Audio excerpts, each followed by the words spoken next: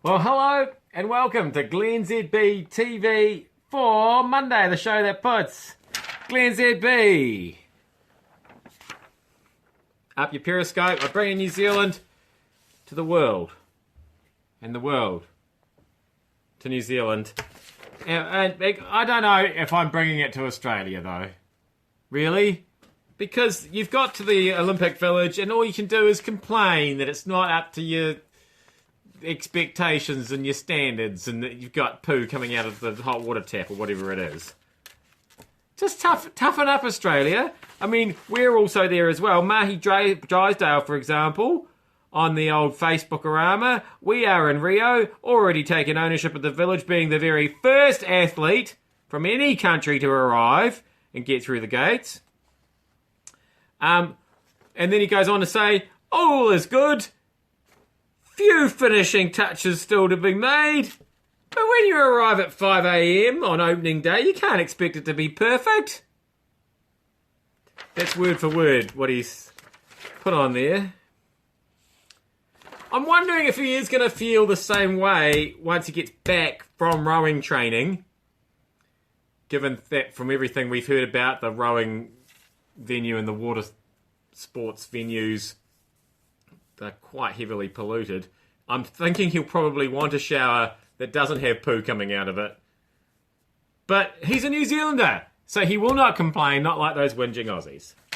Just while we're on the Olympics, after last week's attempted extinguishing of the Olympic flame with a fire extinguisher, an actual fire extinguisher, they seem to have beefed up the security around the Olympic torch, the running of the Olympic torch. I've got quite a sort of a blurry freeze frame shot here.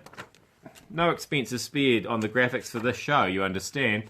And I'm impressed. So it's happened again. Somebody, obviously, I mean, who wouldn't want to run out and do what to turn the torch off, grab the torch, grab the runner. I don't know what they're trying. I don't know what the motivation was, but anyway, you can just see back. I don't even know. There was a squad. The runner had a squad. There's lots of armoured cyclists. That's not something you see every day. And, you know, this person didn't get anywhere near them.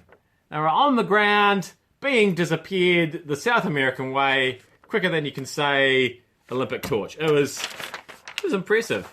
Go and look that up. That was good times. I was impressed. Now, often when you're a mega famous Hollywood star, you're not quite sure if you really made it or not, I find, don't you? And, Brie Larson, yes, she won the Oscar for being stuck in a room with a kid. I mean, she should get... I don't envy anybody stuck in a room with a kid. I've been stuck in rooms with kids. And, you know, anybody who can survive that deserves a prize. But it's not enough, is it? You don't really know that you've made it until you are a superhero. Because she's going to be Captain Marvel, I think, is what she's going to be. So, because I often think, you know, Sir Laurence Olivier, for example, before he died, he must have thought, as his dying breath, if only I'd been a superhero, then I really would have known that I'd been successful.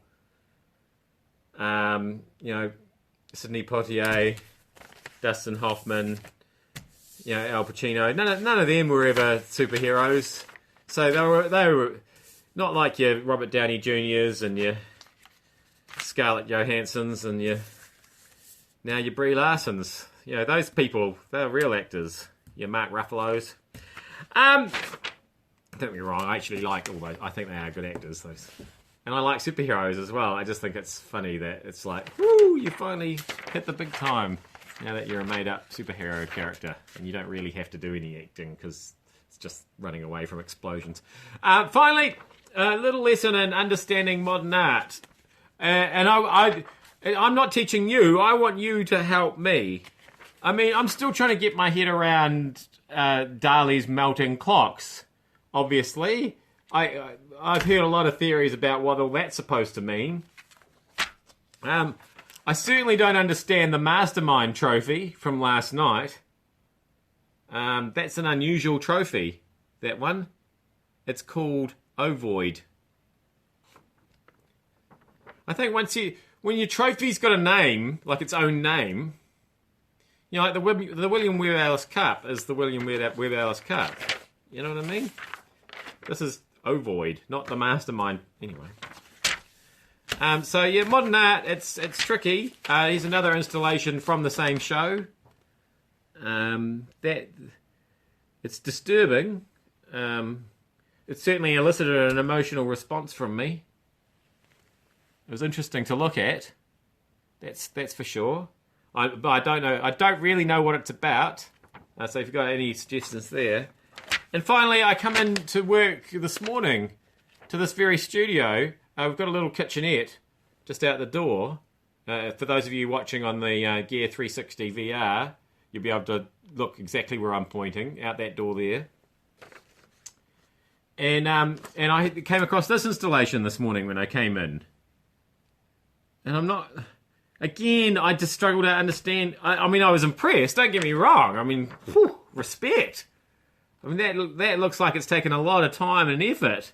I just don't understand what they're trying to say. I mean, it's probably deep down it's representative of man's, you know, struggle against humanity itself, something like that. The inner term, or is it like a sad commentary on the prevail of the battle of the sexes and how that's still continuing? Maybe. Or could it just be that people who run sports programs over the weekend have got no idea and are barely human? Could that be it? I don't know. I'm just throwing that out there. Art's subjective. It's in the eye of the beholder. I just wish that I hadn't had to behold that with my eyes when I came in today. That's all I'm saying. I am glennzb. Thank you so much for having me. Up your Periscope. I will see you back here again tomorrow.